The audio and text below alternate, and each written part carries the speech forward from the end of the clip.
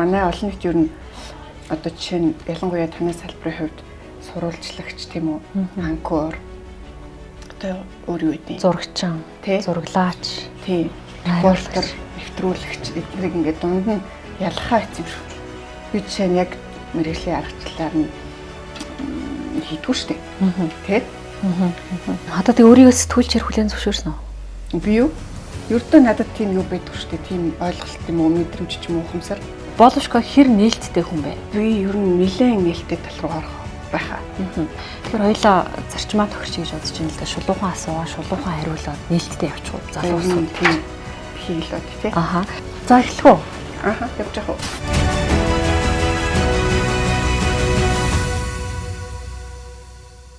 Боловшко ер нь хэдийнээс бичиж туурж эхэлсэн юм бэ? Ер нь яг тийж бичиж туурах, үзэл бодлоо хуваалцах шаардлага нь юу вэ? Би нэг тийм индастриал гэж юм л да. Миний анхны Монголд бичиж эхэлсэн сэдв бол тийм индастри буюу суур үйлдвэрлэлийн хүчил суур технологи талтай байсан. Тэгэд ер нь тэрийг хийхгүй бол ер нь болохгүй шүү дээ улс орнуудад. Энийг хийх хэрэгтэй гэдэг ийм анх 14 онд хэвлсэн номч тийм сэдвтэй байсан. Тэгээ анх бол би ингээд системийн хөгжил, индастри, үйлдвэрлэлийн хөгжил талаас манай орн энийг хийх ёстой л гэж бодож илүү судалгааны сэдв талаасаа ажиллаж исэн юм баггүй. Замын дунд ингээд тэр сэдвийг хүлээж авах чадвар гэж байна тэр нийгэмд. Чадваргүй байна гэж нээж мэднэ. Яагаад тийм чадваргүй байгааг тий? Дахиад бодно. Тий. Тэрийг бас ингээл бичээл дандаа фидбек дандаа нөгөө юу бодит мэдээлэл буцааж хүлээж авч байгаа шүү дээ аливаа сэдв төр. За тэгээд тийм байхгүй ах ашиг сонирхлын тарих угаалт маш их гэдгийг нээж мэднэ. Тэгээд цаашаа ингээл тэр ашиг сонирхолтойгоо зодтолтно тий. За ингээл ерөнхийдөө нөгөө бодит амьдрал руу тэгэл нөгөө шавард ингээд намагт шиг жамшиг нэгээ татагдчих явсаар байгаа л үзэл санаач нийтлэлж болцсон. Тэгээд нөгөө жоохон бууж өгөх дургуулсан л дээ.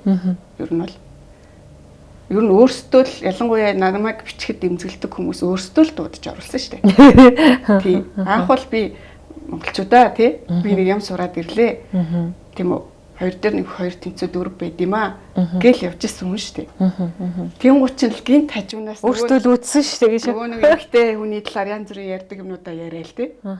Би ч гайхчихав чи идэр ч одоо яхараа ингээд миний талаар ийм их мэдээхгүй юм яриад дим тий. Юу амир реакц юу илээ гэд гайхаад хүн чинь тэрийг сонирхоод ойлгоё гэж боддөг юм бас тий. Тэнгуутгүй 2 дээр нэг 2 5 байд юм аа 3 байд юм аа гэл юу элдв манипуляц тийм үү. Энийг би элдв ярилцлаганд орох болгондоо хэлж байгаа. Ер нь Штиглицийн хэлсэн үг гэдэг хэвгүй одоо нийгэмд шудраг бус юм их байх тусмаа шудраг бусыг зөв гэж итгүүлэн үнэмшүүлэх манипуляц бол илүү хүчтэй явна гэдэг. Тэгэхээр би чинь тийм манипуляц явагдаж байгааг 2 дээр нэг 2 тэнцүү 3 энтер гэдэг итгүүлэн үнэмшүүлсэн юм руу орж ирж байгаа мэдээг байхгүй. Аха. Зүгээр л тэр нөгөө академийн ертөнцийн харьцангуй цэмцгэр штэ. Тийм штэ. Тэр шгэл юм бодвол маш гигэн ертөнц англи хэл дээр сурсан мэдсэн юм ал амьдаа хөрвүүлэх гээд явж исэн чинь ер нь бол дуудагдаж чирэгдэж л орсон юм штэ. Тэр манипуляцийг одоо олигархууд хийгээд байна уу? Эцэст нь хий. Тэгээд маш тодорхой ярил л тойлог тий. Одоо ч бас цаг хугацаа хязгаартай. Ер нь бол Монголд нэг 2 3хан уурхаа дээр улсын эдийн засаг төсөв явдаг. Тэгээ 2 том commodity буюу түүхий эзэс нүүр соёж тий. Дээр нэмэх нь энэ улсын одоо ард түмний татвараар бүрдэж байгаа улсын төсөв. Тэгэхээр бүх эрх ашиг бүх одоо ер нь бол нүүрс зэс улсын төсөв 3 дээр яв. За тэгээд нэг хуучин нэг өмнөх 70-80 жил бүтээсэн нэг хэдэн улсын өмч. Тэрийг бол харьцангуй хувааж авсан. За Эрдэнэт үлдчихэд тий. Тэн дээр нэг том зодон болоод өнгөрсөн. Тэр байгаа бид нар чинь нэг тийм дэлхий чинь нэг тийм юм шинээр бүтээдэг загвар руу орчоод удаж байгаа хгүй даа. Тэр анх би эргэж ирээд бичдэг энэ төр чинь тэрэл сэдв шүү дээ. Индастри гэдэг юм чи. Тэгэхээр манайх чинь тэрийг хийгээг учраас байгаа өгцсөн хэдэн одоо баялаг гэж хэлэх юм да тий. Тэн дээр л бүх одоо явж шít бүх улс төр. Тэрийгэ тойрч одоо 20 30 жил эргэлдэж байна. Ингээ шүүмжлээд харахаар характер харуулдаг байхгүй юу? Яг мөн чанараа. Тий, тухайн группийн, тухайн корпорацийн олон нийтийн үзэл бодолд хандах соёлоо эргээд одоо шалгуулдаг. Нэр дурдчиход байна. Нэр дурдж болно шүү дээ. Одоо тэр чи би ил тод 40 жил бичлээ. За ГОК Эрдэнэт гээд ихэд л тий улсын ерөнхийлөгч элбэгдорж тухайн үед Алтан уягийг унаагаад гарсан сайхан бэлэг ерөнхий сайд. За тэгээ их сайхан тий бүгдээрээ нийлээл тэгэл юу засгийн газрын давуу эрхийг нэг банкнд тий худалдаа хөгжлийн банкнд шилжүүлсэн байсан шүү дээ. За энэ дээрээ энэ тойроод 5-6 жил хэрүүл болж байгаа. Одоогоор төрийн өмчт эргэлж явж байна тийм үү? 5-7 бол бүр улаан цагаан болсон. МСС од жаргал тий нэг сайхан ахлаад шин ухаатай төсөл бичээд оруулсан парламент руу. Тэр Сумитомо гэсэн юм гурвалсан юм гэж бол тарих тэр бол бас тарих угаалт тий. Тэр чинь зүгээр борлуулалтын схем дотор явж исэн болохоос өг үндсэн гэрээ бол шинхаа энержи ресурс хоёрын дунд л бичигдсэн төсөл байсан шүү дээ. Гэвч шийдэ одоо энэ 5-7 ГОК 2 дээр явсан хамгийн сүүлийн 2 кейс бол тий. За оюутлогоо бол бас тэгээд хэцүү шүү дээ ер нь яриад явах тал. Тэр чи анх тэр гэрээ бол ер нь жоок доромжлол шүү дээ. Энийг би бас байсгээл бичдэг. Тэгэхээр тэр доромжлолыг чинь доромжлол гэд хүлэн зөвшөөрчхөр хийсэн хүмүүс нь буруутгах гэдэг байхгүй да. Тэгэхээр айгүй зовлонтой нь хийсэн хүмүүс нь бас энэ амьд сэрүүн байж штэ. Улс төрд идэвхтэй амьдраад байна те. Тэгээ тэр хүмүүс чи улс төрийн хувьд амьдрахын тулд үгүй энэ бол дайггүй боломжийн сайхан юм а гэдэг стори тийм үү. Хэлэхгүй болохгүй болсон байхгүй. Тэгэхээр цаад талын Рио Тинто ч юм уу хөрөнгө оруулагчийн их ашиг дээр нэмэгдээд өнөөдөр тэр нэг 2-3 хүнийг дайггүй боломжийн улс орондоо бас юм хийцэн гэдэг үлгэр өгүүлэх тэр хэрэгцээн дээр бас эн чинь манипуляц явагдаад штэ. Тэ? Инхээр манай талын 34 тэртээ тэргүү minority буюу илүү 100% эзэмшиж байгаа засгийн газар. Монголчуудын ойлгох өдөр нэг юм ойлгохгүй. Монгол улсын засгийн газар 34% гэдэг чинь энэ чамайг төлөөлж байгаа тал шүү дээ. Тэгэхээр нөгөө энэ цаатлын үлгэр те цаатлын стори манипуляц ихтэй дэрхээр яагаад чинь зарим монголчууд цааталтаа гарцсан явж байгаа. Тэ? Энэ хоёр талцаал зодтолтол байдаг л. Тэ. Гэтэл чинь тэр оюутлогод ханган нийлүүлж байгаа бас бүхэл бүтэн том ханган нийлүүлэгчтэй байгаа шүү дээ Монголын компани. Тэд нар чинь энэ сайхан явж гин энэ төсөл сайхан явж гин л гэж ярьж шүү дээ. Тэ? Гэтэл Монголын 34%-ийн засгийн газрын эрх ашигыг төлөөлөхгүй шүү дээ. Тийм явцсан их ашиг. Энд чинь тэр нөгөө нэг ашиг сонирхлын зөрчил гэдэг юм чинь тэр их хэлээд байгаа шүү дээ. Оюутлогод нэг одоо мэдхгүй эрдэнэч болов юу ч болов нийлүүлж байгаа бэжж олон нийтийн арчилсан тэр хэлцүүлэг дотор орж ирээд тэр анх хийгдсэн гэрээний талаар үзлүүд илэрхийлээд явж гин гэдэг бол энэ бол ашиг сонирхлын зөрчилтэй тоглогч олон нийтийн хэлцүүлгийн орон зайд нөлөөлөх ер нь бол манипуляц хийж байгаа хэлбэр. Гэл ер нь ингээд манай нэг үндсэн улс төрийн хэдхэн сэдв байна. Тийм том сэдв байна. Оюутлогоо, Эрдэнэт, 5-7 нүүрс, тэ? Мяд яах хэвээр. Яах хэвээр бас ч гэж Монголын ард түмэн гэх юм уу монголчууд бас Монголын төрөө хамгийн нэгдүгээрт бол надад падгүй гэж бол тэ бууж өгдгүү хайдгүү ямар ч ихсэн л маргалдаа ч юм уу хэрэлдээ ч юм уу буруу зөрөө юм яриад ч юм уу хэлцүүлэг бол унтрахгүй явдаг ч тэ энэ чухал тухайн би өнөөдөр тусгаар тогтносон улсад үндсөөлөөр тэ тоглогдсон эрх хэрэгчлөөтэй амьдарч ийн гэдэг чинь ийм улс орны ирээдүйн одоо ирээдүй эдийн засаг нөлөөтэй сэдвүүдээр би ямар ч гэсэн үзэл бодлоо илэрхийлж тэр орчныг хангаж өгч байгаа зү. Яг хуу жоохон хөгжих гэх юм уу сэдвийг арай хөгжүүлэх хилцүүлэх хийж байгаа аргачлал дээр ажиллах хэрэгтэй юм л да манай олон нийт. Түүнээс биш бас амьд шүү ер нь нэгэн бол энэ Тээг бол ер нь 50-д дутсан байгаа шүү дээ. 15 онд 5-7-г 50-д дутсан байгаа. 16 онд ГОК-ыг 50-д дутсан байгаа. Тэ? Оюутлогоо дээр яг Монголын талаас өөрсдөө дэндүү мухаас цаа талаа төлөөлж ажиллаад байгаа хүмүүс ихтэй байна л да. Түүнээс биш өнөөдөр ч гэсэн олон улсын арбитр дээр Монголын засгийн газрыг дээрлэхэл явж байгаа шүү дээ. Татвараа төлдөг. Эний чинь монголчууд нэг янз бүрээр одоо дарамжлуулан барин ингэж болохгүй маа гэсэн хүмүүс байгаа тулдаа бас засгийн газар нь тэнд татвараа нэхээ төрхийг шүүхтээд явж байгаа хгүй. Сөргөөд асуучих ч одоо ингээд бид нар чинь арчилсан нийгэм, капиталист нийгэм, либерал үзэлтэй байх хэрэгтэй. Энэ үзлийн гол цөм нь бол хувийн өмчийг дэдлэх хэрэгтэй. Одоо улс орныг үндэсний баялаг бүтээгчид авч явах хэрэгтэй гэдэг үүднээсээ одоо жишээлбэл өөрийн чинь байнга одоо шүмжилдэг МСС жишээлбэл бидний үнэхээр энэ Монголд үүссэн үндэсний том корпорац. Яагаад шүмжлээд ингэж үү? Яагаад шүмжлээд гэдэг? Яагаад шүмжлээд гэдэг? Энэ тал дээр ингээд юм яг энэ үсдэг бүхэл бүтэн бие даасан сэтгүүлдээ ярилцлах юм. Хоёр зүйл би тодруулъя. Өөрөө чи асуултын дотор тий. Манайх капиталист нийгмээ гэдэг чинь. Тэгэд яг хүчтэй ороод тэр Джо Байден өөрөө жиргсэн байгаа ч тий. Өрсөлдөөнгүй капитализм бол капитализм биш ээ. Энэ бол дээрэм юм аа гэж.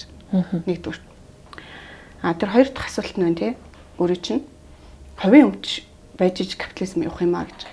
Тэгэхээр энэ бас миний түрнээс хойш яриад байгаа ер нь манипуляц олон нийтэд ингэж энийг догма гэж байна шүү дээ. Догматик үзэл.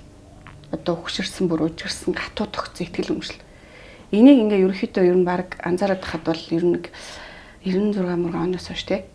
Үнэхээр тэр улсын өмчийн тэр хоёр дахь удаагийн их хөвчлээс хойш бол тэд нар чинь хувийн өмчтэй хэдэн хүн гараад ирлээ шүү дээ.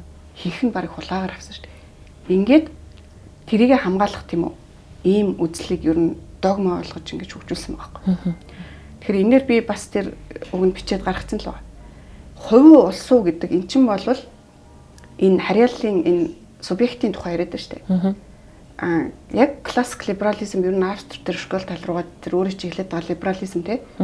Энэ бол чи хувь юм а чи улс юм а гэдэгтэй биш байхгүй да.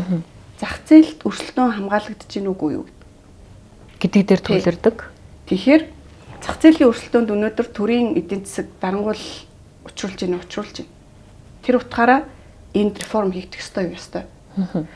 Нөгөө талаар том одоо өдөр миний шүүмжлээд байгаа МСС ч вэ нүү ер нь 5 богч адилхан тий эднэр зах зээлийн өрсөлдөөнд саатыг учруулж байна уу? Нэг coercion гэж байна. Хайекийн үгээр бол учруулж байна. Энийг шүүмжилж байгаа шин. Учруулахдаа хүмүүс одоо чинь МСС-ийг ч юм уу эсвэл өөр апуух ч юм уу тийм хувийн өмч гэдэг ингээд угаагдцсан. Гэхдээ МСС хувийн өмч юм бол юу тэр мэдгүй сэргээгт хэрчим хүч энэ төргээд тэр улсын төсөв дээр юу яваад байгаа. Зардал. Тэ? Тэгэхээр эн чинь та бүхний тэр ойлгоод ингээ ямиг Монгол ямиг энийг дуализм гэж байна. Хоёр ийм туйл дээр сэтгэхийг дуртай байхгүй. Энд манай тал байна. Тэнд дайсны тал байна. Энэ хувийн хвшил байна. Тэнд төр байна гэх тээ. Ийм нэг хөөрхөн тийм энгийн симпл бүтц байхгүй шүү дээ манай улсад. Зүгээр одоо сэтгүүлчд бол улсын төсвийнхөө тий задаргаан дотор бидний хувийн гэж итгэж өмшөж байгаа энэ группүүд тийм үү? Яг хувийн юм хийгээд байгаа мó, яг улсын юм хийгээд байгаа мó? Чи нэг тийм уг нь бол тийм амар хэцүү аргумент биш шүү дээ. Тэр нь хаа очиж өнгөрсөн жил хөгжлийн банкны хэлэлцүүлгээр олон нийт бол бас нэг нүдэ нээсэн шүү дээ. Бид нар чинь тэгсэн. Бидний хөгжлийн банк чинь ер нь бол хөгжлийн банкны мөнгө гэж байхгүй шүү дээ. Бидний одоо нэр дээр тэр бондыг чинь монголчуудын нэр дээр босгож ирж байгаа шүү дээ. Энд нэг юм улс байна. Энд нэг тэр улсыг авч явж байгаа засгийн газар байна. Манай засгийн газар те 500 сая доллар зээлчих.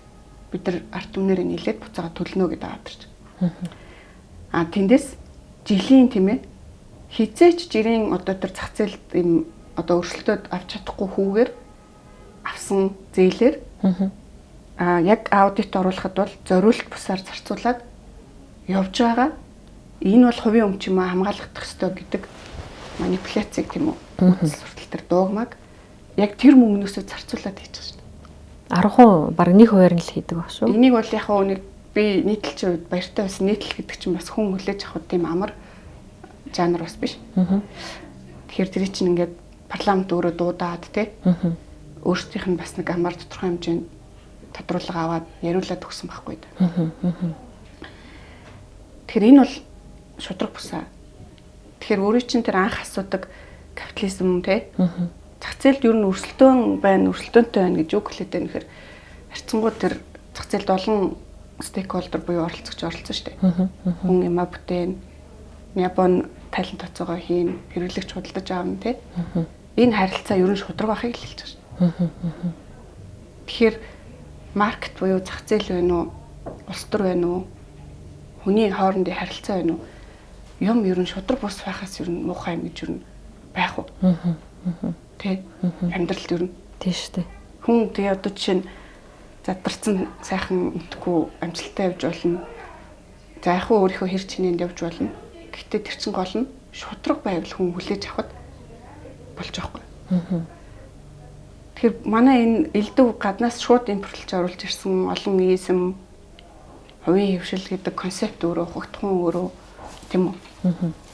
Бүгд ер нь факт бүгд шудраг болсон шүү. Бүгд худлаа. Бүгд төөргөл. Тарих угаалт тий.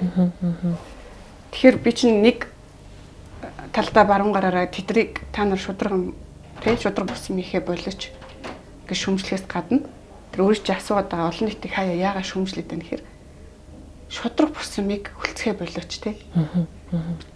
Тэгээд нөгөө чинь тэр хүчтэй байх гэдэг хүчтэй холбогдсон шүү. Хүн ер нь хүчтэй байна гэдэг чинь шудраг болсон миг бас хүлцгээ байж байгаа. Ер нь одоо сонгуульд улс төрийн албыг намд илсэж сонгуульд өрсөлдөх ч юм уу улс төрд гүнзгий хөл тавих талаар төлөвлөгөө байдаг уу? Яг өнөөдрийн энэ хоёулаа сууж байгаа яг өнөөдрийн энэ байдлаар бол дэвшнэ гэж хэлэхэд хэцүү байна. Гэхдээ дэвшгүй гэж бас хэлэхэд хэцүү байна. Нөгөө улс төрд нэг тийм хүлээлгийн өрөөнд коридор хугацаа өнгөрдөг нэг тийм хэлцээдэг шүү дээ тий.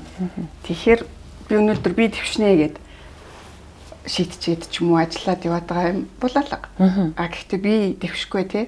Би улс төрд оролцохгүй гэсэн юм бас алга. Болошко нэг өдөр Монголоор тийм намаас ч юм уу нэр дэвшээд гараад ирэхэд гайх зүйлхүүл юм байна.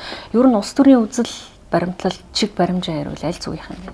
Би бол яг эдийн засгийн онлын хувьд бол ерөөхдөө австрийн школ тал руу орхон. Одоо классик либерализм буюу тий. Зах зээлд ер нь өрсөлдөөнийг хадгалах талаас хамаг гол одоо ач холбогдол өгдөг тэр тал руугаа илүү ойр. Улс төр тал руу бол би өөрийгөө сүүлийн нэг хэдэн жилийн дотор бас би ч гэх юм уу ер нь манай уншиж байгаа хүмүүс мэддэг л дээ. Жохон хувьсж байгаа тал бол байгаа. Одоо илүү харцсангуй тийм яг нь нeo институционализм гэж илүү тий. Одоо зөвхөн төрийн институцуудыг нийгмийн соёлын институцуудыг чухалчилдаг бас нэг тийм жигүүр байдаг. Тий. Тэгэхээр институцуудыг чухалчилдаг болж ирж байна. Үндэсний үндсүүлс тал руугаа бас тий ач холбогдол өгдөг болж ирж байна. Тэгэхээр зэрэг бас консерватив үзэлтэйч болж ирж байна тий. Гэхдээ би ер нь энэ нэг миний ч үзэл баримтлал биш ер нь штэ. Бид нар ингээд демократууд, либералууд тийм үү, консервативууд энэ улс төрийн чиг баримжаа энэ урсгалууд бол тухайн улс төрийн үзэл баримтлал тий үүсэж хөгжсөн улс орнууд, хүн ардууд, соёлоодаас нэлээд юм хамааралтай хөгжсөнийг бас ойлгох хэрэгтэй. Яг Европын хөрсөн дээр тий консерватизм гэж юу н яад үсэ. Тэгэхээр бид нар чинь тэдгэрийг хүлээж авахдаа энд нэг түрүүнд одоо миний хувьд сүүлийн үед баримталж байгаа зарчим бол фанатизмаас зайлсхийх гэдэг юм шүү тий. Би өөрийгөө консерватив юм аа гэж хатуу итгэж өмшчээд хааны газар хөгжсөн тэр урсгалыг баримтлаад Монгол хүнийг би яг өнөөдөр энд цуг амьдарч байгаа хажууд байгаа монгол хүнийг чи миний үзэл баримтлалаас өөр учраас чи миний дайсан гэдэг те. Энэ юмнаас бол аль болох зайлсхийх талаас уяатан болж ирж байгаа нөхөд те. Юу нөлөөлөд энэ үзэл бодол өөрчлөгдөд байгаа? Бодвол бас те нөгөө нэг илээсээ амьс нөлөөлөд те.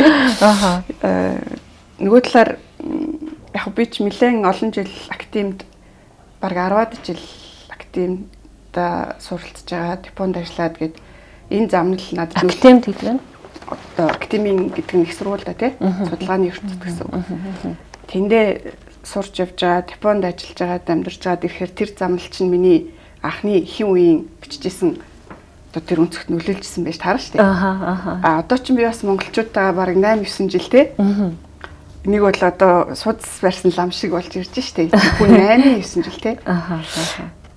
Юунд бол Япон хэлэнд хатуу чулуунд 3 жил гэж.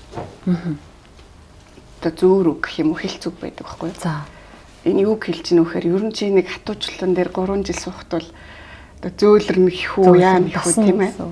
Тэгэхээр 8 9 жил ингээд нийгэмтэйгээ харилцаад хэрэлдээд ингээд ноцолтой явчихар чи нэг баримжаа суугаад тий бас нэг тийм их сургуулаар орчиж байгаа хгүй да. Тэр бол нөлөөлж байна. Бид одоо хуучин тэр бизнес эдийн засаг бас ер нь ингээд гарч ийн гэсэн. Би эдийн засгч ч юм уу тий би эдийн засгийн аналист ч юм уу тэр замыг ингээд дуусгаж ийна гэсэн. Ингээд ерөөхдөө яг улс төрийн Монголын нийгэмийн зүтгэл байгаа улс төрийн амтан гэх юм уу те улс төрийн аналист нийтлэлч эсвэл одоогоор бол иргэний нийгмийн те тэр тал руугаа бүтэн амьдрах талдаа орчин гэсэн үг шүү.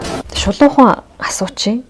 Болошко бол Монгол Ардын намын үзэл сурталыг төлөөлдөг, сурталцдаг гэсэн ойлголт бүр ингээд ёстой нөгөө догма өөрөө чи хэлж байгаа догма ч юм уу эсвэл үнэн ч юм уу би болцсон. Энд ямар хариулт өгөх вэ?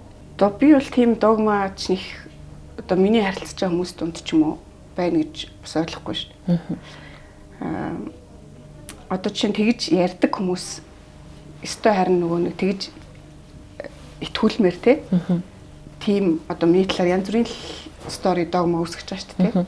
Гэтэл чин сая ярьж байгаа одоо 5 толгойч байна уу те? Оюутлогоон тэр ханганы нийлүүлж байгаа сүлжээч байна уу? Жишээ нь ингээд сүв хатуулт энтрийг ардын намыг л тойрсон бүтцсэн шүү дээ. Тэ? Тэр дээр ингээд асуудал юм байна те гэд бичгэд ардын намын ч юм уу гэж харж байгаа хүмүүсээс за тэгвэл тэр ардын намынхаа эсрэг энэ үннийг ингээд ойлгуулад ингээд ажил хийхээр байдаг. Тэгэхээр эн чинь зориудын нэг тийм те өөрсдөө ч их ардын намын тэр нэг сүлжээг ярьж байгаа хэлж байгаа хүмүүсийн дуу хоолойг тэ итгэл өмчлөгөө болгох тийм ажил хийж байгаа хүмүүсийн тарааж байгаа юм байгаа байхгүй.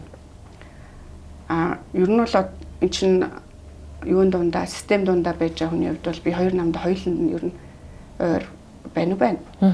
Яг бол улс төрийн нам бол институт. Институт тодорхой хэмжээнд бүр 100% failed юм бол энэ бол failed state буюу ингээ ажиллаагүй бол.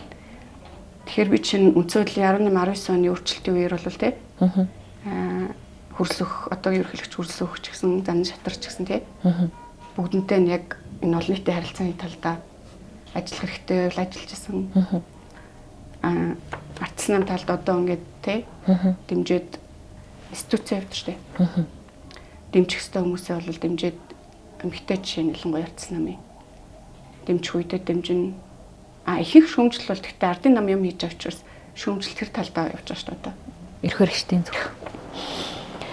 Ардын нам гэхээсээ илүү одоо тэр нөгөө дахиад лавшруулаад асуухад одоо асуух хэрэгтэй үсттэй те болшко зөөр үсттэй. Нөгөө эргэл тэмээ сайтад гарсан. Бэрх тосгоны музейн 1.8 тэрбумын тендер авсныхаа төлөө ерөнхий сайд оюун эрднийг магтан сайшаах болсон уу? Үзэл сурталчин болсон уу гэдэг нэг тийм нийтлэл гарсан. Тий. Та өөрөө харсан л ах.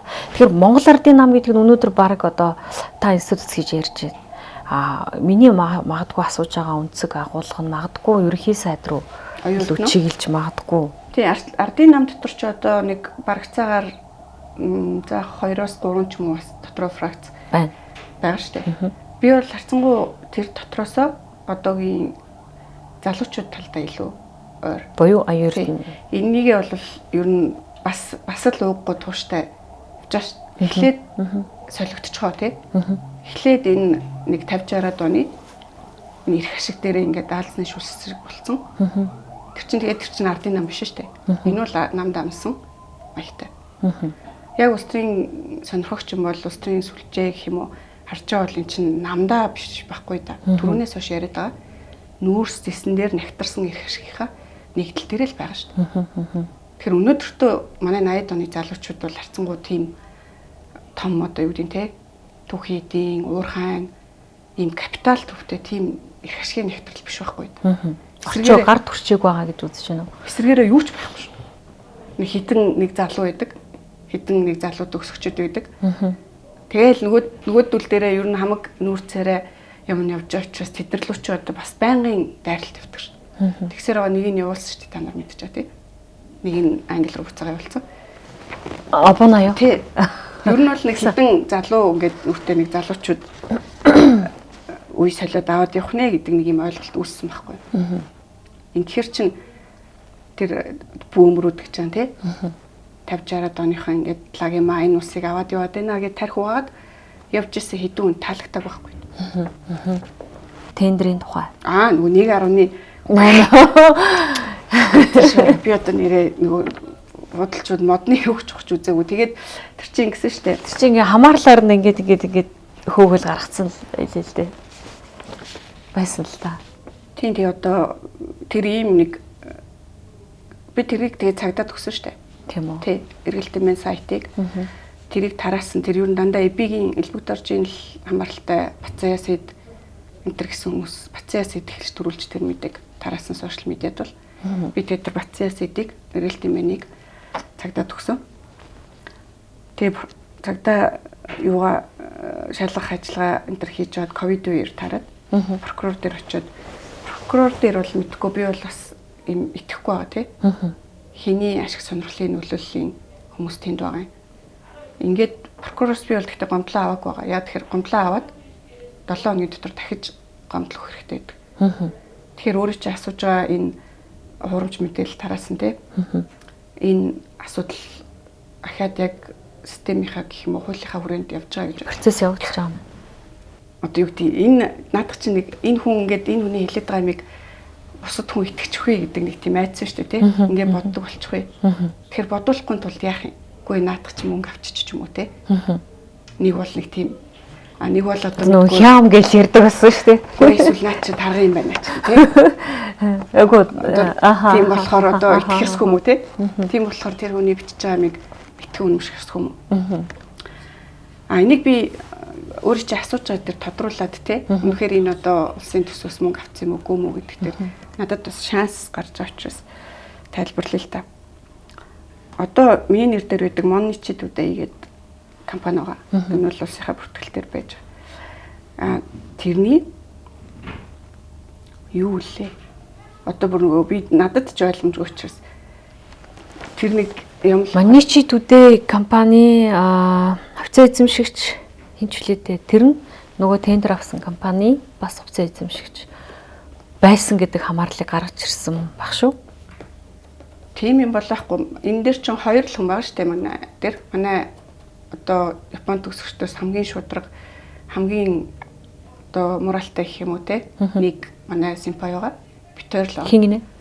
Манай их хоёргийн симпай байгаа. Тэр хүнд бол бүр би гай болж байгаа хгүй юу? Энэ улс төрийн нийтэлж байснаас болж. Огтын падгүй. Тэгээд анх бол энэ компани яасан бэ гэхээр Улаанбаатар дахь Монгол дахь Японы талын институцийн төлөөлөх компани байсан байхгүй юу? Тэгэхээр би энд тэр компани дээр хөрөнгө оруулагчдад зориулсан одоо статистик тий макро эдийн засгийн анализ хийж нийлүүлдэг зөвхөн тийм ажил хийж исэн компани. Энэ яасан бэ гэхээр зэрэг одоо Арсланбын тулгац симпай бол намайг Монголд ирэхээс өмнө хийгээд явжсэн. Өөрөө тэгээд улс төрийн албан тушаалтай болсон учраас би үргэлжлүүлж авч явахаар болсон. Ингээд аваад явж исэн чинь одоо тэр мэдэн дээр гараад байгаа хүнийг би танихгүй. Тулгац симпай тэд зүгээр нэг юм юу байжээ. Мэдгүй нэг стейкхолдер ч юм уу хамааралтай байжээ. Тэгээд надад шилжүүлж өгөхдөө тэрийгээ салгаагүй байхгүй. Тэ? Тэгээд гинт нэг тийм хүн гараад ирсэн чинь би болохоор тулгац симпайгаас энэ хүн хинбэ гэдэг. Тэгсэн чинь нэг тийм хүн байсан юм аа ингээд салгачаарай маягийн юм хэлж байхгүй. За. Тэгэхээр заахтай тэр хүнийг тэр бүртгэлээс хасна уу те? Тэр хүн өөрөө тэр өрнөлгөө хийсэн байна уу юу байна уу мэдэхгүй. Зүгээр би бол зүгээр хүний хувьд симпай кухай гэдэг одоо японоор бол те. Тэр их дайралт, тэр их гүтгэлэг одоо намайг тендер авсан байна гэд явж хахад манай школоор бол тулгат нэг юм дуурах хэрэгтэй. Үгүй би бичиг баримтаа гүйцэв зэгцэлж өгөөгүй юм байна. Тэ? Би дуурсан уу? Дуураагүй шүү дээ. Би бол тулгатыг артист намын тулгатыг яриад байна тийм шүү дээ. Тэгээд юу нэлээ тар байсан мэлүү. Тийм. Би бол нэг тийм учиргүй улс төрөөс ч илүү нэг тийм бид нар чинь хаас 2005 оноос хойш те бүтэн бараг 20 жилийн харилцаа штэ. итгэлцлийн харилцаа гэдэг ойлголт бол надад байсан байхгүй. А би бол тулгтыг дээр гал гарахад бол тэр итгэлцлийн те дэмжиж явдаг хуухай ч юм уу. Тэр үүднээсээ бол зөндөө одоо хамгаалж зөндөө залруулга тайлбар хийж те хийхиглэж явах байсан. явж исэн. Явж байсан. Тийм. Болушка нэр дэвших юм бол Монгол Ардын намаас бүр тех тусмаа оюутны практикс нэр дэвших нэ. Гүү бах. Одоогор ямар ч тийм санал ирдэг үстэй юм дээс. Үгүй шүү дээ. Та шиг юм нийгмийн зүтгэлт эмэгтэйд бол улс төрийнхний зүгээс улс төрчид нам миний одоо өөрөө мэдчихээр тий нөгөө намайг надаас сайн мэддэг хүмүүс надаар юу байна да гэд одоо тэр намайг мэдээгүй байхад энэ тэнд санал нь яваад юу болч одоо бүү мэд тий тийм юм байхгүй гэж бодож байна. Миний одоо яг өнөөдөр миний ойлголт дотор байгаагаар бол би чинь тийм тэдний намын натур тий тэдний намын ялангуяа тэр сүүл социалист гэж зарлснаас хойш соцтик гэж зарлснаас хойш бол ерөөсөө тийм нийцтэй дүрэн биш шүү дээ. Юу л өөрөө чи асуултыг харин ингээд цаад намынхаа онцлогийг миний тий персоналити миний үйл санааны онцлогийг ойлгоогүй асуулт байна гэж бодож байна. Чин 35 дугаар үеийн их хурлаараа соцтек гэж зарласан юм шүү дээ. Тий. Нэг сүүлийн эзэний үлээ олон нийтийн арга хэмжээнд дээр таарснаас биш яг нэг үг хүнтэй 50 тухтай үг хэлж солилцохгүй би оюутнуудад өчнөө жил болж байна. Тэгэхээр тэр хүн чинь энэ ч намайг ойлгохгүй те. Энэ хүний толгой дотор юу байгаа юм? Би ийш тэр хүний толгой дотор юу байгаа юм? Бүү мэд. Одоо таал сайн мэдээд байгаа шүү. Гэтэ эмзэглээгүй үстэй. Гэхдээ одоо тэгээд яг надад бол хувь хүний янз бүрийн тийм байхгүй зүгээр одоо яг олон нийтэд байдаг нэг ойлголт гэдэг ч юм уу. За тэр медиа хэвлэл мэдээллийн хэрэгслээр гарсан тэр нэг мэдээллийнүүд бол сэтгүүлчийн хувьд би асууж лавлах хэрэгтэй гэдэг үднээс асууж байгаа. Өөрийн чинь бол одоо би ихэнд үзэл санааг нь асуусан дээ. Яг улс төрчийн одоо улс төрийн үзэл баримтлал одоо чиг баримжаагүй л аль тийшээ вэ гэд. Магадгүй одоо өнөөдөр ингээд сая бас өөрөө ярьсан оюутан одоо 80-аад оны тэр залуучуудын үзэл санаа таалагддаг учраас бол бас дэмждэгэ гэдэг. Тэр үүднээс нэр дэвших юм болов гэж л ойлгочихгүй. Энэ ч гэсэн бас ингээд жишээ нь би залуучуудаа зүгээр юу ч гэсэн generation үе гэдэг утгаар нь дэмжиж явж байгаа ч гэсэн сүүлийн үед жишээлх юм бол ингээд нөгөө миний шүүмжлээд байгаа тий нөгөө клиентлистүүд гэж байна тий төрийн эдийн засгийн клиент бизнесүүд тэд нартай ингээд би ер нь нэг тэдрийг бас нэг ном журманд оруулах нэ гэдэг ойлголтоор дэмжиж байгаа шүү дээ. Энд чинь би тэр улс төрчийн төлөөлөхөөр тэрэндээ биш надад нэг ихтгэл өмшлөө байгаа тийм үү? Хүн ихтгэл өмшлөө хэрэгжүүлэх тэр улс төрчөө сонгоно шүү дээ. Хэрэгжүүлэх юм болов уу гэдэг ойлголтоор хандж байгаа шүү дээ. Сүүлийн үед бол эсрэгээрээ ингээд тийм үү? Ер нь сонгуулийн тогтолцооны хууль ороход ч гэсэн ер нь аливаа эрх ашгуудыг хараад тахад одоо нэг хүнжилтэд орж байгаа юм шиг тий. Харагдах хандлагатай байхад бол тэр ил тод ингээд миний ханнууд дээр ингээд шүмжлэл явж байгаа шүү дээ. Тэгэнд бол одоо энэ би нийтлэлчийн хувьд ягаад юу хатуу нэлээд юм харгастай ордог вэ гэхээр тэр Монголын непотизм гэж байна шүү дээ. Энэ миний найз тий. Энэ миний хамаатан танил тий. Тэгээд тэр субъектээрээ тогтчих юм бол чинь ийм ажил хийх ямар ч утгагүй болчих жоо. Тэгэхээр гол нь би энэ зах зээлийн өрсөлдөөн ингэж хамгаалагдах ёстой гэж би итгэж үнэмшээд энийг ингээ хамгаалахын тулд нэг тодорхой ийм юмнууд хэрэгтэй дээ гэдэг бодол шүү дээ надад. Тэр чинь бол Монголд улс төрийн асуудал байхгүй. Энийг улс төрийн түвшинд шийдэл гаргаж ижил хийнэ. Тэгэхээр за энийг хэн хийчих бол гэж харж байгаа юм шүү дээ. Тэгэхээр хийх гэдэг юм шиг харагдвал дэмжинэ. Хийх шинжгүй бол шүүмжлэн чинь амар амар боломжтой. Яг өнөөдөр одоо Болушка нэр дэвшлээ гэхэд Болушкагийн тэр нөгөө улс төрийн чиг баримжаа яг нийцэх тэр нам эвсэл гэж байна уу? Байхгүй. Ер нь гэхдээ манай монголчууд нийгмийг тэр нэг одоо энийг тайлбарлах хүртэл энэ ялангуяа манай энэ хоёр намд чинь сүртэй ялгаа байхгүй шүү дээ. Байхгүй. Тэр одоо би энэ жилээс амжуул туу ялгарл амар хүчтэй ялгарл байдгүй. Энэ жилээс би амжуул яг уу ярьж бичгийг бодно тэр Дюржигийн тэр улс төрийн нам гэдэг одоо Bible классик ном биш үү? Ер нь улс төрийн нам гэж юу юм гээд. Уг нь нинж дэмбэрлэхгүй орчуулсан гэдэг юм би гараач гэж шахаалга. Тэрийг ер нь манай монголчууд нэг уншичмаар. Тэгэхээр улс төрийн нам гэдэг юмны үүсэл хөгжил энэ төр талаасаа манай энэ хоёр хаанаас үүсэж тий үүсээд хөгжөөд явж байгаа вэ? Энэ хоёр дээр ер нь сүртэй ялгарл байхгүй учраас дундаа зарим нь нийлцсэн байгаа шүү дээ. Их ашиг дээр. Тэгээ чи монголчууд маань ингээл нэрлэлээ тийм үү? Янз янзаар нэрлэлээ тий. Одоо ахаад нэг шинэ нам үүсцэн явж байгаа. Тэнд чинь энэ хоёр намын хоёр талаас нийлэл явж байгаа шүү дээ. Тэгэхээр яг уу прагматик хоёрын намыг ирсэн. Прагматик хүмүүс бол ер нь ингээд эн чин нам гэдэг юм чин локал тий үндснээсээ ингээд гарч ирээд ингээд явж хахад хамгийн гол нь дотор нь ороод Орсын хойно үзэл санааны тэр улс төрөө гэх юм уу илэрхийлэл хийх хэрэгтэй гэдэг тийм зөвлөгөө бол өгдөг. Гэхдээ хэдий тийм боловч би бол ардын намыг ер нь соцтек гэж зарласнаас хойш бол ингээд ер нь найдвар болчлоо гэж бодсон. Гэтэ яг соцтек байж чадчихав юм. Үгүй чинь манай найз нэг марз юм ярьдаг хгүй Монголд ингээд бүх юм эсрэг байдаг гэх. Таксинууд нь такси биш байдаг. Такси биш бүх машин такси байдаг. Тэ. Лифтнийхаа дэшээ явах товчиг доошоо дардаг. Дэшээ доошоо дардаг.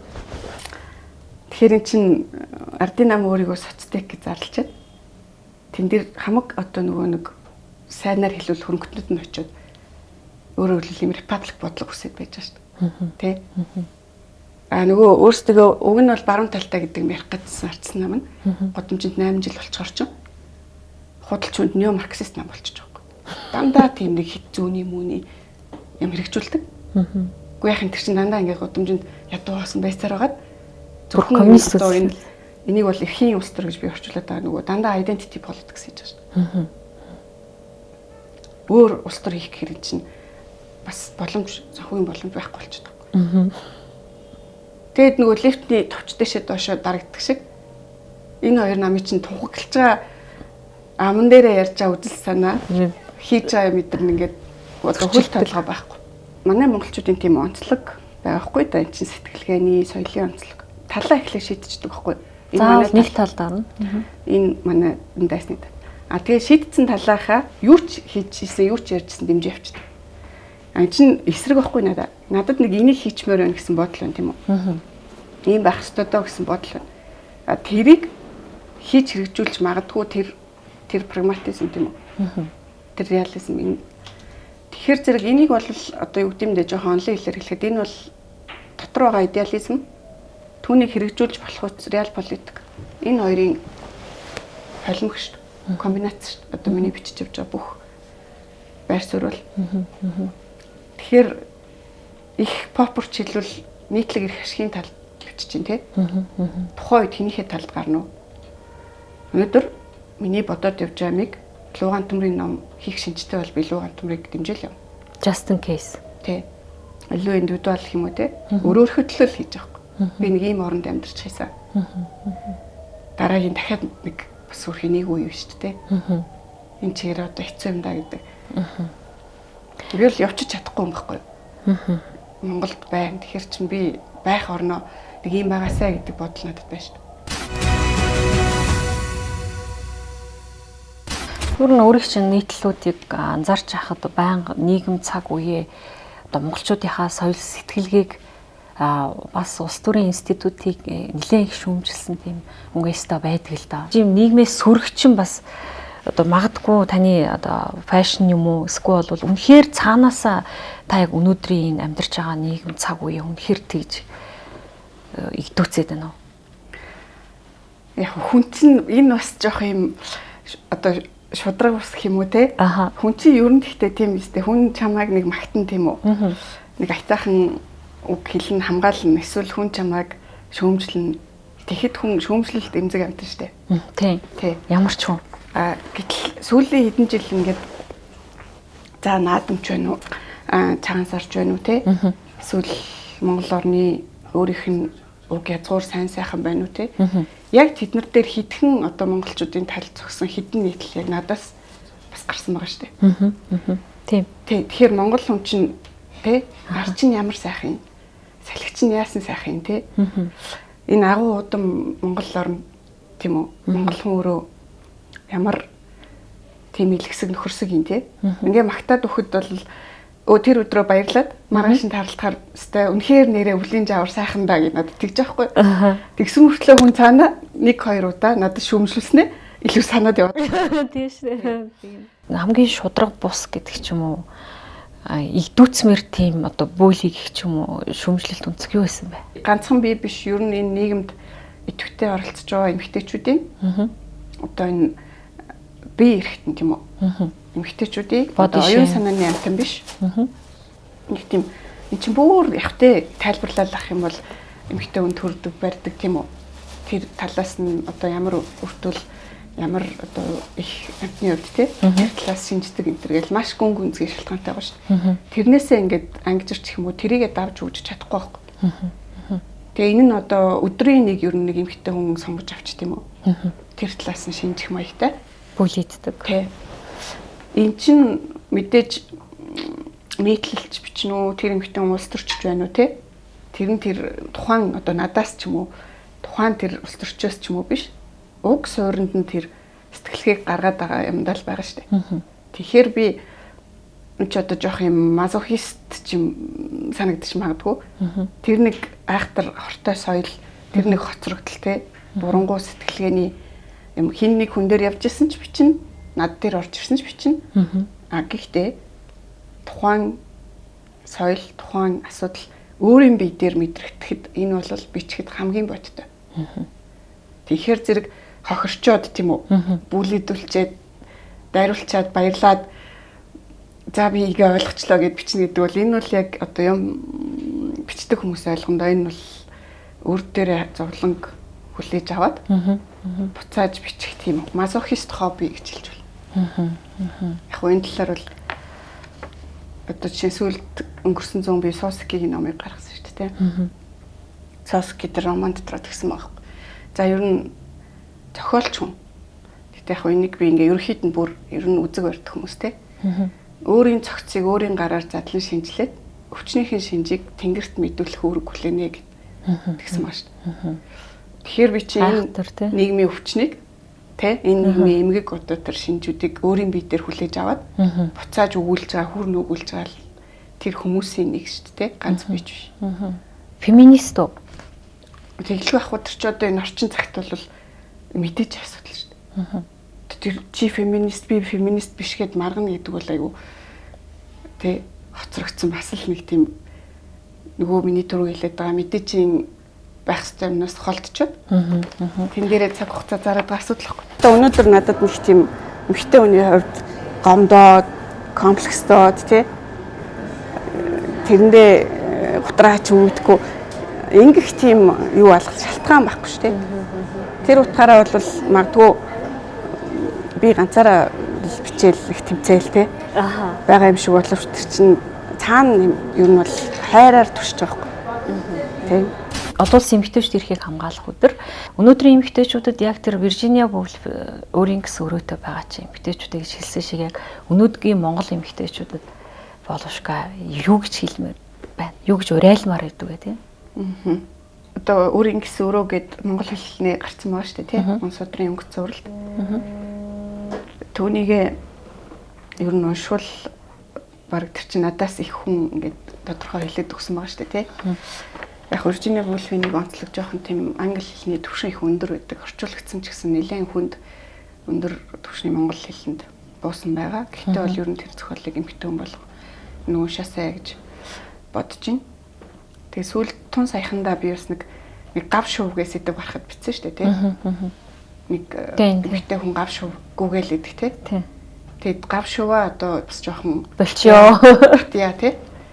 Гав шув гэдэг чинь өөрх яг хүн чинь нэг муу ч юм уу муухай давш хитрхи сэтгэлтэй хитрхи хүний төлөө ингээд тэсгүүгээд байгаа хгүй тий. Хамт олно гэлгүй ажиллаа хийх гэлгүй ажилласаа тараал гэрээ гэлгүй хүүхдээ гэлгүй тийм үү гав шув. Тэгээ одоо энэ годомжинд ингээд анзаардаг штэ эмэгтэйчүүдийн ачаал хитсэн юм уу гэмээр яарсан сандарсан айхалсан тийм үү лифтэнд орж ирж байгаа хүртэл нэг тийм хүч төрсөн өндөр маягтай. Тэгэхээр эн чинь эмэгтэй хүн одоо Виржиниа Вулфийн хэлж байгаа шиг өөрийн гэсэн өрөөндөө ретрит хийх тийм үү. Буцах тий. Чөлөөгөө авах. Тэр өрөөндөө аажуу тайван суух, бодох, оюун ухаанаа хөгжүүлэх, бясалгах тий. Нэг амар тайван байх. Ийм зав чөлөөгөө идлэхгүй явсаар агаад амсаагаад дарч трактор шиг явсаар амсаагаад дарахгүй тий. Болцсон маягтай ингээд ер нь дэлгүүр захаарч харагдаж байна. Олон нийтийн газраар тий. Автобусанд ч харагдаж байна. Хүн ер нь яах га тэгээд яваад байгаа гэдэг бас асуулт руу орно шүү дээ. Пулж ирнэ тий. Хүн ер нь юуны төлөө юуны араас яваад байгаа юм тий. Яг амьдралын утга учир яг үнэт зүйл аз жаргал нь юу юм гэдэг чи өөрөө бүр философийн бүр хүнд асуулт. Тий хүнд асуудал. Яг хөө би бол жишээ нь ер нь хүн нөгөө унших нэг ном олохын тулд нөгөө 100 ном уншдаг гэдэг л нэг үг гэдэг шүү дээ. Тэгээ яг би ер нь Чеховыг л унших гэж ер нь бусдын уншсан байна да юм шиг тийм мэдрэмж бол ер нь төрдөө. Тий. Чеховын пиан гэсэн үг. Тий. Тий Чехов. Тэгээ ер нь ихтэй хүн ер нь оюун санаандаа цаг хугацаа зараарай. Тий. Ер нь бол нэг тийм орчин үед нэг тийм гоё гэгддэг болцсон нэг ажил хэрэгч тийм үү? Амар амбицтай тий. Амар success амжилт гээл тий. Перфекционист. Амар гүүгээл тий. Тэр мөрний эсрэг хүний ер нь оюун санааг тийм хүлээн зөвшөөрсөн бас битгий үндэ орно штэ ер нь хүний тэр дундаа бас эмэгтэй хүмүүсийн тухай зохиолыг бичдэг. Хүчрхэг эмэгтэй гэдэг ойлголтыг манай нийгэм маш их ярьдаг болсон. Их одоо тэгтээ яг хүчрхэг эмэгтэй гэдэг нь хин бэ гэд тодорхойлохоор хүн бол өөр өөрийнхөө тодорхойлоод ах шиг байгаа юм. Энэ талаар хүчрхэг эмэгтэй гэж хин. Ер нь тэр хүчрхэг байх нь одоо эмэгтэй хүний одоо тэр орших үетэй ч юм уу хэр авцалддаг юм.